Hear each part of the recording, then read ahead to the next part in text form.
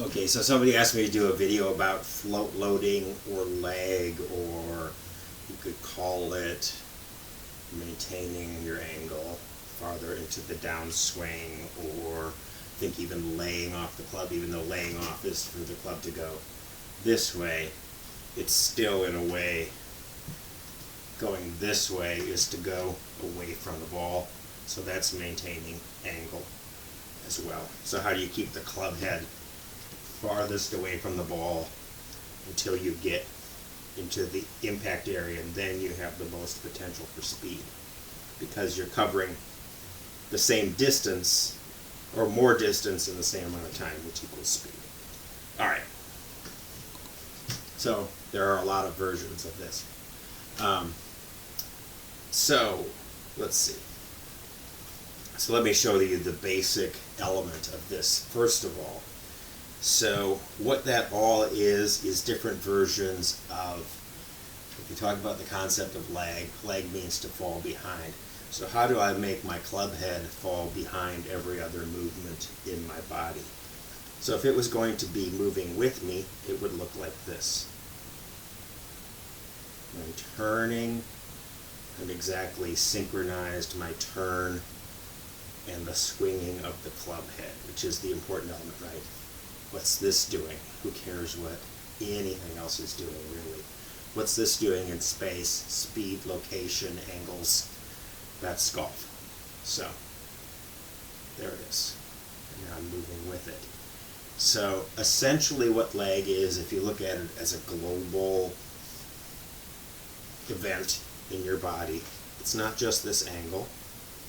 It's moving this way. So to go back, get my lower body moving ahead of my club head. So I'm going to now go back forward and release. Back forward and release. Back forward and release.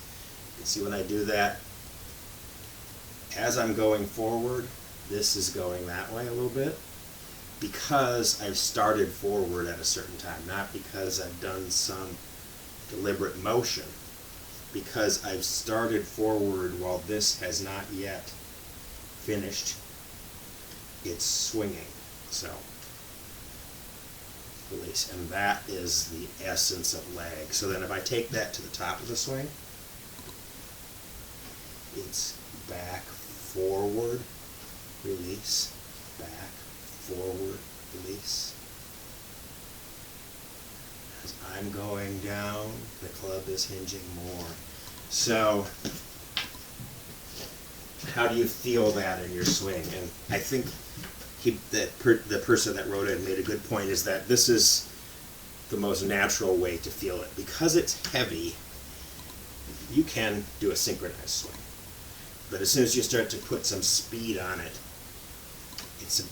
it's completely natural to have it hinge less, start to catch it, go forward with it, and then move. So it lags by virtue of its mass to some extent. And what you want to learn to do is feel that timing, feel what's happening with this as a heavy object, where you naturally get that nice sequence, and especially feel it throughout your whole body. So I can do a little lag motion with just my arm with the club, and that gets me some sense of the timing. It doesn't really tell me what my body needs to do at speed. So at speed, I need to do that same back, forward, release, back, forward, release. And as I'm getting, so I'm going back, as I'm going forward, I'm actually adding a little angle and then releasing it through the ball. That's the feeling you want. So get that feeling with your trainer. Back, forward, and release. And just, focus on, so you can be focusing on your playing, you can focus on your positions, focus on sort of one thing. So in this case, we're focusing on the feeling of that. Back, forward. You can see that this isn't going. Nothing is unwinding. So, and as I'm going forward, Ben Hogan is the most sort of beautiful version of this. where you see him go back, forward. Now all he has to do is go pretty much. So most people are, so the reason you're not getting that sequence is your sequence is back, forward, back, forward. So you're doing everything together. Shape to go is sort of feeling like you go back, really short in some ways, like back, feel like you go back to here, then you're going forward, then you unwind. One interjection, the person said, you people, you just do it naturally. That's not the case for me at all. Maybe, for some people, for sure it probably is. For me, my swing was way too long and then throwing the angle. That's how I figured out how to swing as a kid. So it wasn't until really just a few years ago I thought, what if I did the sort of opposite of this I've been doing forever? But I thought, what if I do this little teeny motion? And what I came up with is, so what if I try to turn around just a little teeny motion and really fast?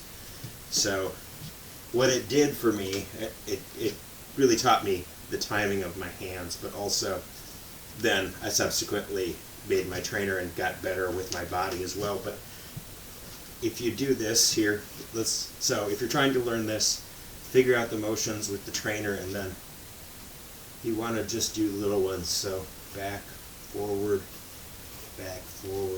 go.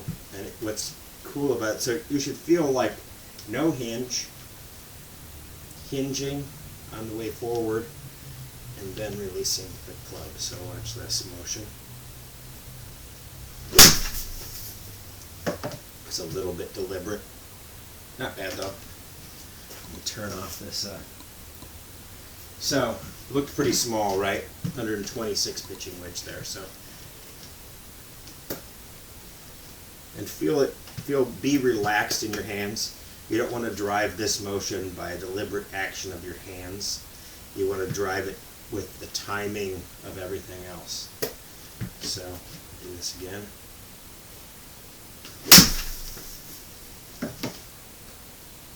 So it's a way to produce quite a bit of speed with less effort and less range of motion. So that's how those tour pros that seem to have very compact swings hit it so far.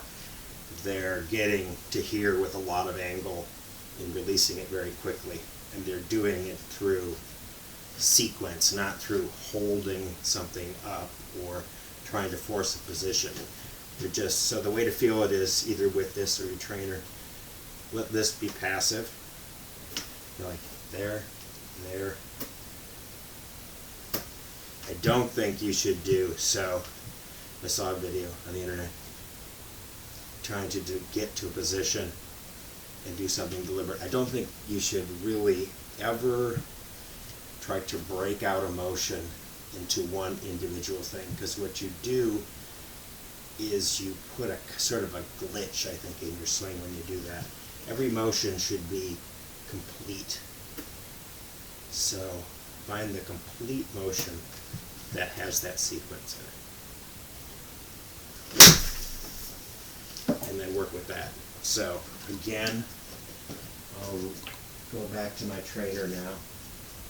So now you have an understanding of what is the motion that produces sort of adding angle coming down instead of going to the total angle and then starting to throw it from the top.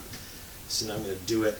So when you work with a trainer or you're trying a new motion, the more sort of, I think, assuming you're maintaining certain things, like let's say in this case I'm staying still centered. That part I'll say fixed with. The rest of it, no reason not to go as extreme as I can. So my feeling is going to go back with no hinge, add the, so straight back, come down, release through. And I can be pretty aggressive with this. So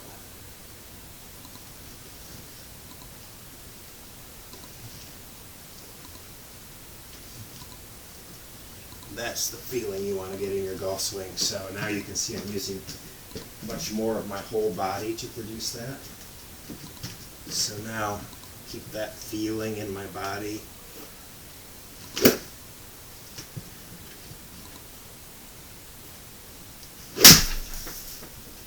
And there's a nice aggressive swing. See what I get out of that. So yeah, plenty of carry, 141 pitching wedge, pretty big.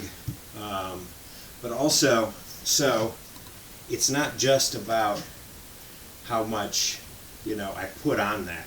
It's also about if I can maintain this angle farther down into my swing, I am not then going to get to a position where I'm adding loft and losing control and hitting a hook, or I have control because I can be aggressive through here. So aggressive through here is the key. And I'm going to show you one. So as aggressive as I can be with what feels like right there. So that's also a good way to practice it, is feel shorter in your backswing. And then really aggressive through the ball. Oh, looks like I lost connection. So anyway, give that a try.